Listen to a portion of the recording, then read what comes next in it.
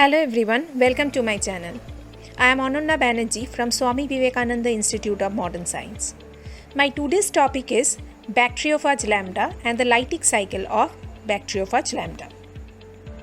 So what are bacteriophages? Bacteriophages, also called phages, are viruses that infect and replicate within bacteria and archaebacteria. The meaning of the word bacteriophage is bacteria eater. Bacteriophages are composed of proteins that encapsulate a DNA or RNA genome and may have structures that are either simple or elaborate. Examples of bacteriophage include lambdaphage, T4, T7, etc. Our topic is lambdaphage.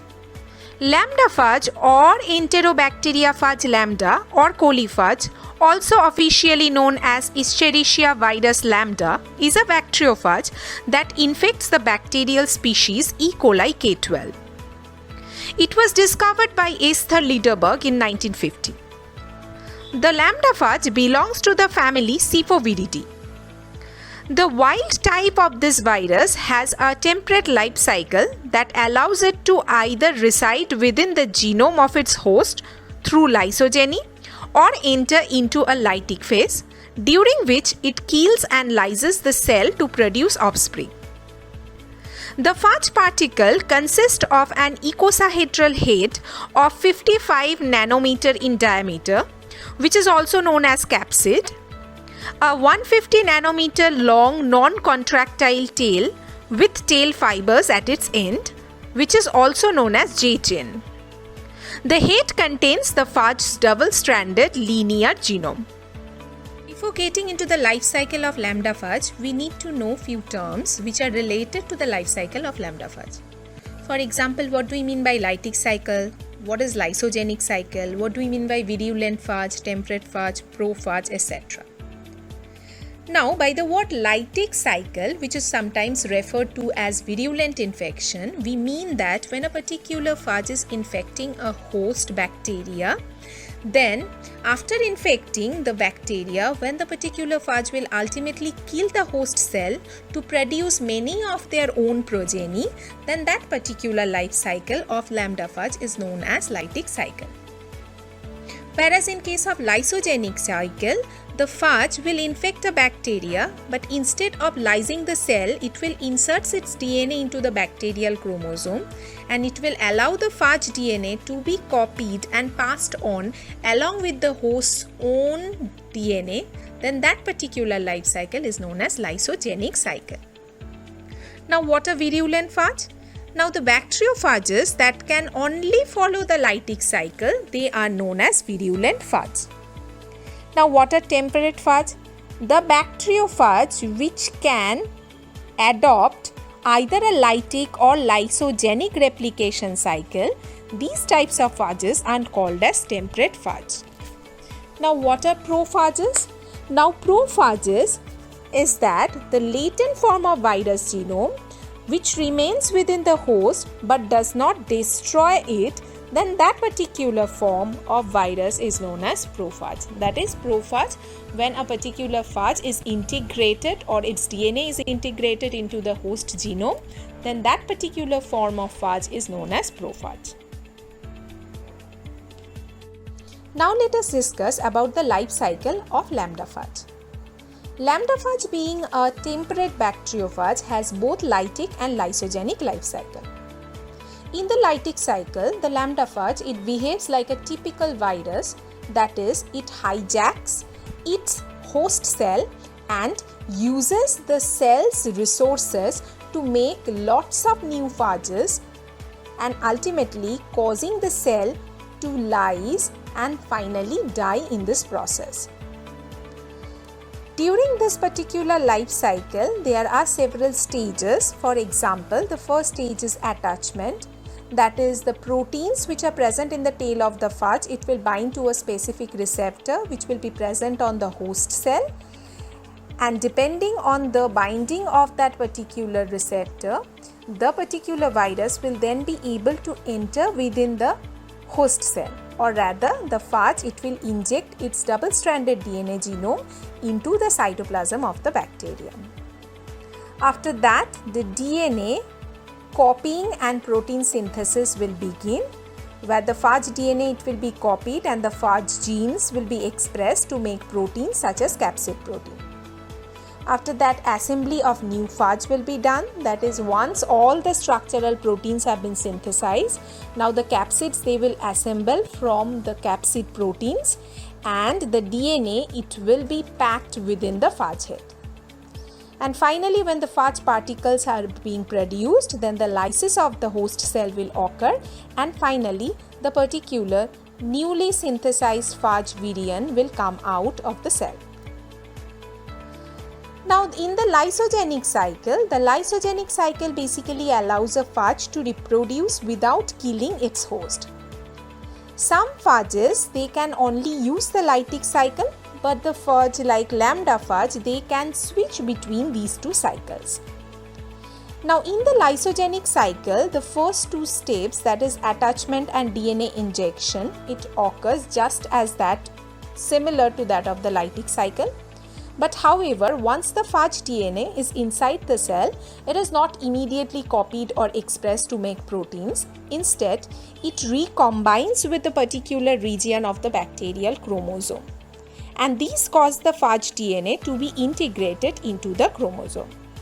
Now, the integrated phage DNA is also known as prophage, is not active, its genes are not expressed, and it does not drive the production of new phage.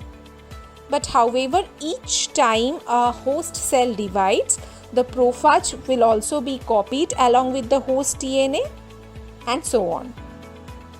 The lysogenic cycle, it is less flashy than the lytic cycle, but at the end of the day, it's just another way for the phage to reproduce. Under right condition, the prophage can again become active and it can again come back out of the bacterial chromosome, triggering the remaining steps of the lytic cycle, and thereby can lyse the cell finally. Now, the next question is, when a particular virus will decide to be in the lytic stage and when a particular virus will decide to be in the lysogenic state. One important factor is the number of phage infecting the cell at once. When large numbers of co-infecting phages are present, then it is more likely that the infection will use the lysogenic cycle. Now, this strategy may help to prevent the phage from wiping out their bacterial host.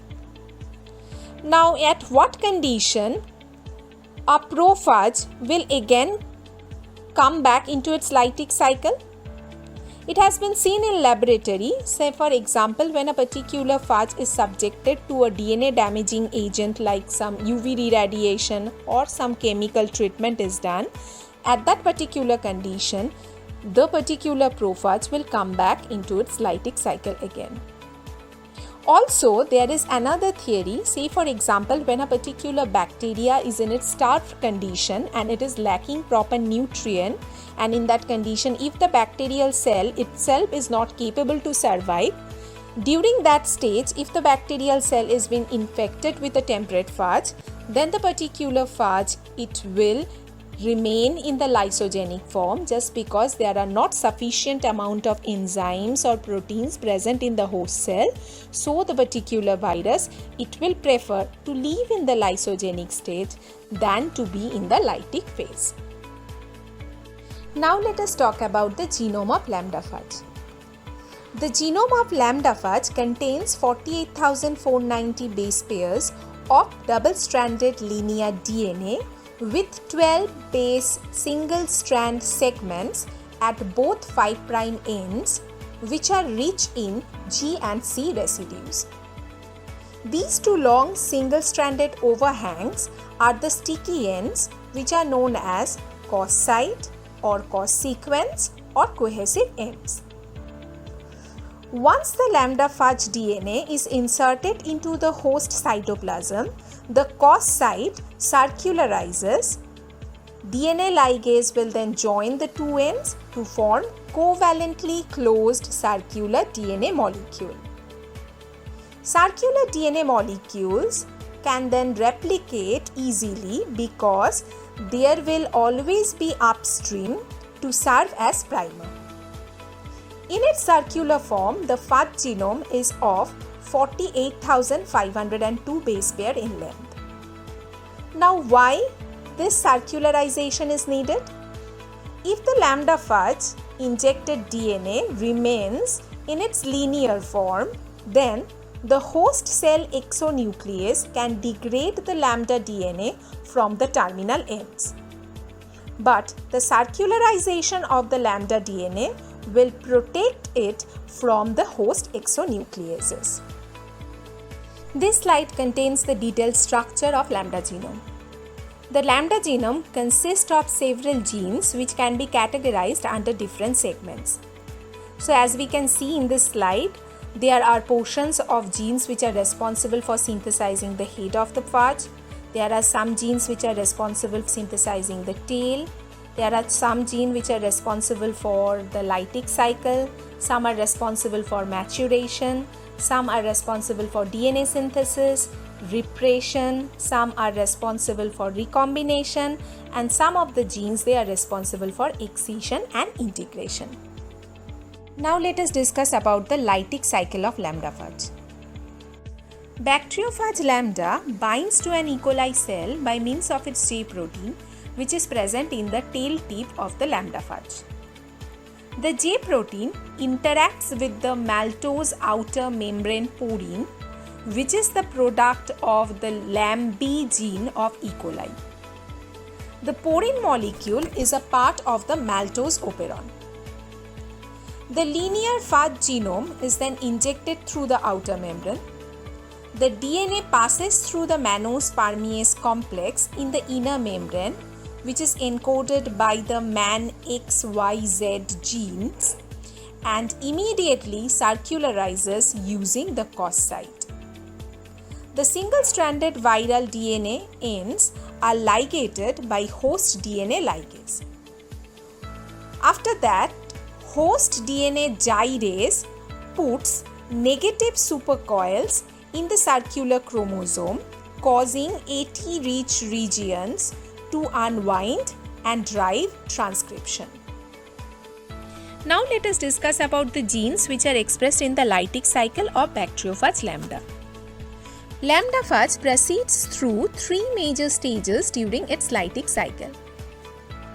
The first lambda gene which is expressed, or rather which are expressed after infection, are engine and CRO genes, and these are known as immediate early genes.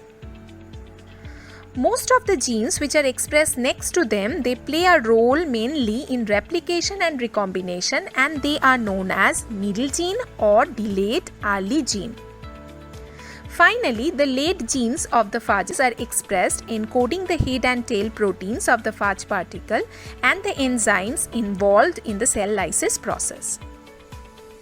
The lambda fudge genome consists of many gene regulation mechanisms, and one of the important phenomenon is transcription anti-termination. In regulation by transcription anti-termination, transcription begins at the promoter but then soon terminates unless certain conditions are met. Then the transcription continues into other downstream genes, hence the name anti-termination, because the mechanism works against the termination process. Now, lambda fudge uses the anti-termination of regulation at two stages in its development. At an early stage, it uses anti-termination protein N to regulate the synthesis of its late proteins, including the head and the tail proteins. The lambda fudge genome, it contains two promoters PL and PR, which represents the promoter which is present in left and the promoter which is present in right, which are mainly recognized by the host DNA dependent RNA polymerase.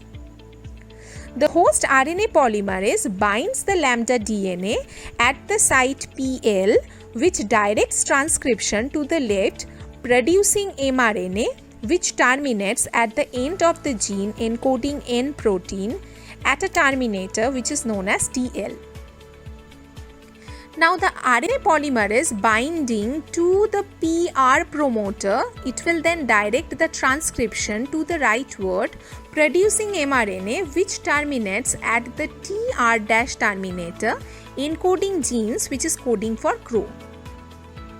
The product of N gene, which is known as the protein N, it will bind to the RNA polymerase at N utilization site, which is present in the left, which is known as NUT-L, and another which is present in the right, which is known as NUT-R, and it will allow the RNA polymerase to pass or read through the terminators TL and TR1 and TR2 to which it was initially arrested. Thus, the protein N, it acts as an anti-terminator, helping the RNA polymerase to transcribe the genes behind or downstream the terminators, that is the C3, Cis and Int gene, when they are transcribed from the PL promoter, and CRO, C2, O, P and Q genes when they are transcribed from the PR promoter. This event occurs before the phage DNA synthesis, and this is referred to as immediate early, which includes N and CRO gene expression, and early, which includes C3, Cis, Int from PL and Q from PR expression. The CRO and Q proteins are important for the next phase of gene expression. This occurs after the lambda DNA is synthesized and hence is the late event.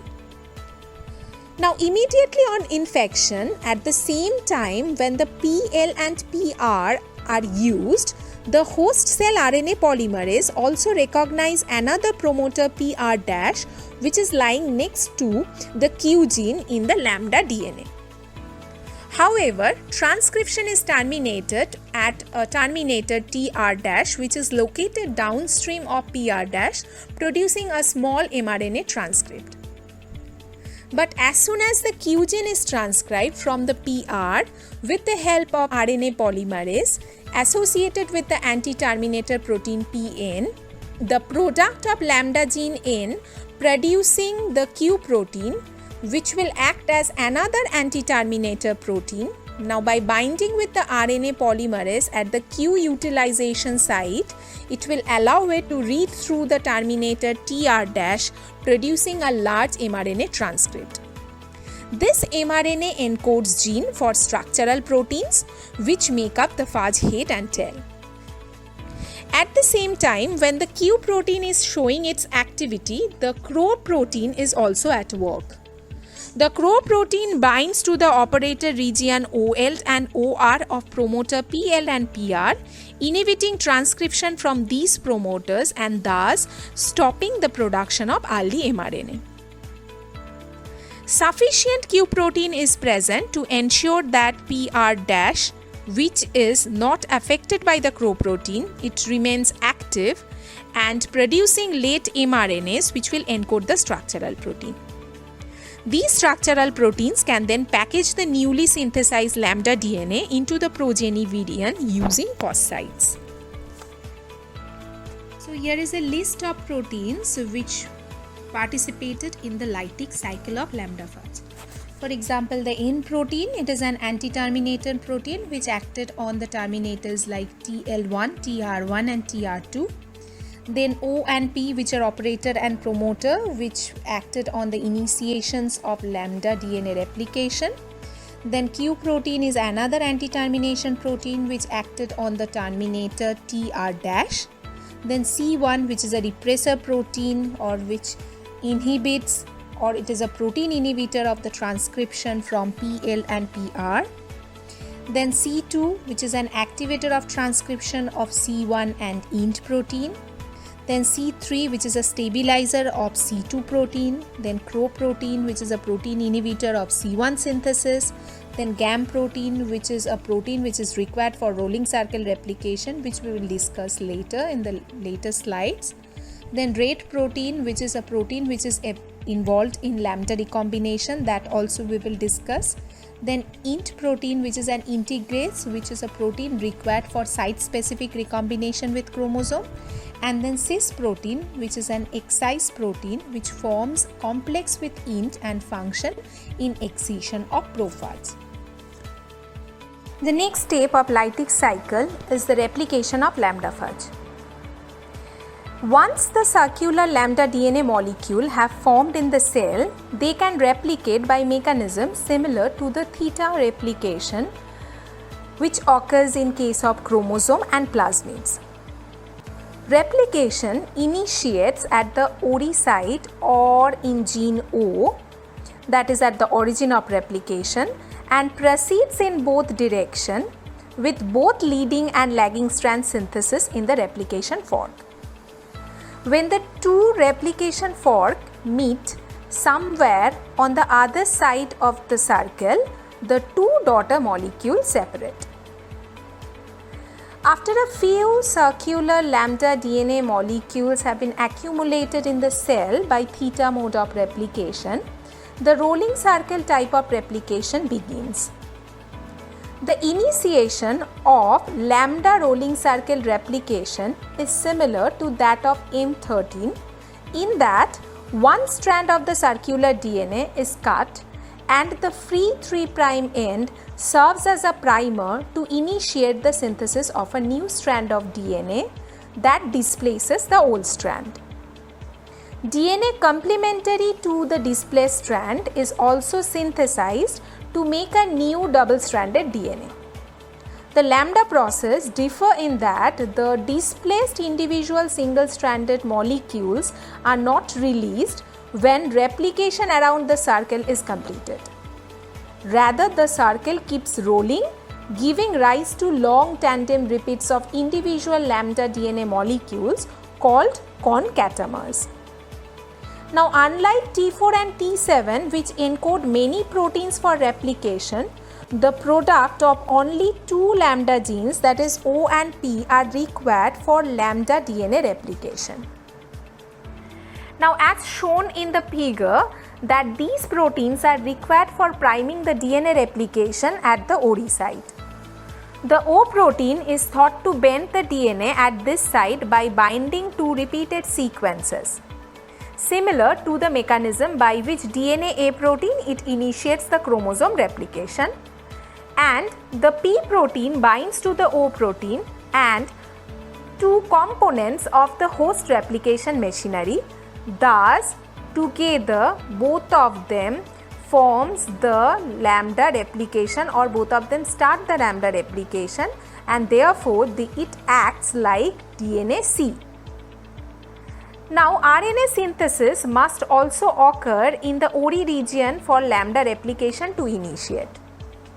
It normally initiates at the PR promoter and may be required to separate the DNA strand at the origin or may serve as primer for rightward replication.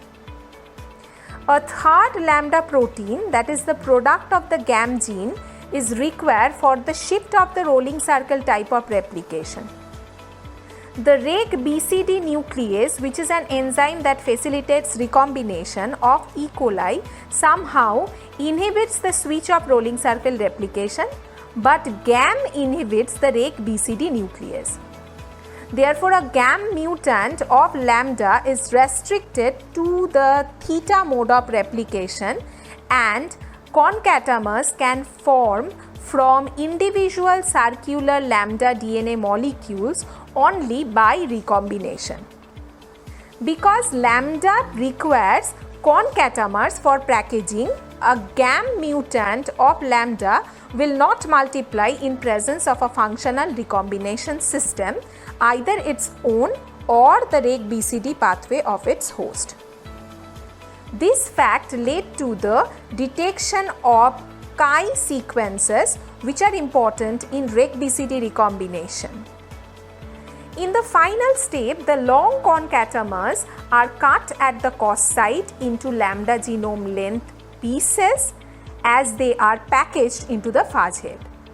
The phage lambda will only package DNA from concatamers, and at least two lambda genome must be linked end to end in a concatamer, because packaging system in the lambda head recognizes one COS site on the concatameric DNA and takes up DNA until it arrives at the next cos site, which ultimately is cleaved to complete the packaging process into the head. Now the next step of Lytic cycle is the head assembly of lambda fudge, which has been subdivided into 5 steps. The tail is assembled independently. The lambda procapsid, which is also known as the prohead, is an icosahedron which is composed primarily of the E protein, that is the major capsid protein. One vertex will contain the donut-shaped portal complex, which forms a hole through which DNA enters the capsid during packaging and exits during infection. The portal also serves to nucleate capsid assembly, and it is likely that the portal proteins are an active part of the DNA packaging motor. Procapsid assembly is a stepwise process. So at first, the C protease, the scaffolding protein NU3 and the portal protein B will form an ill-defined initiator structure which is known as prohead 1. Protein E joins this complex, but the chaperonins like GRO-ES and GRO-EL, they are also required for this step, and both of them together will form the prohead 2 or immature procapsid. Now within the prohead 2, the protein C and E are processed to form covalently joined X1 and X2 protein.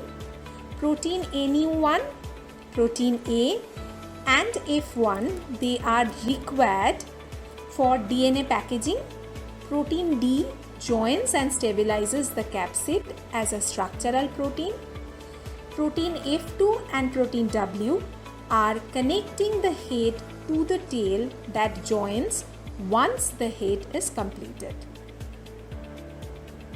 Now let's talk about the packaging of DNA into lambda fudge.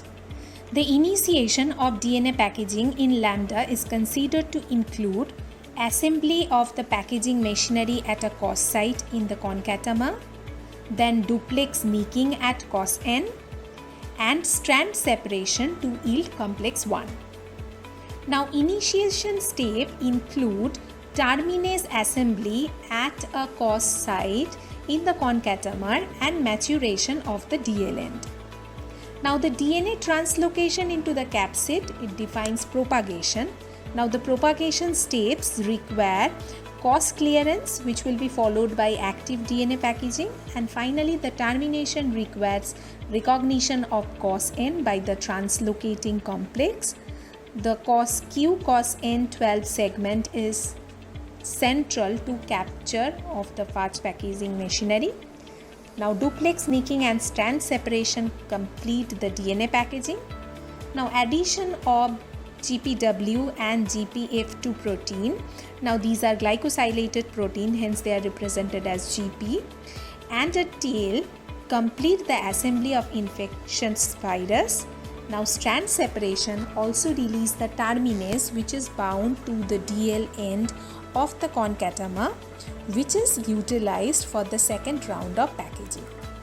Now as we can see in this picture, there are other also lots of protein which are involved in this process, among which the particular protein, that is NU1, it will act as a marker which will mark the cos site, and it will help the particular packaging to proceed from one cos end to another. And all these steps of packaging, they will require energy, and this energy will be provided by ATP. Now the last and the final stage of Lytic cycle is the tail assembly.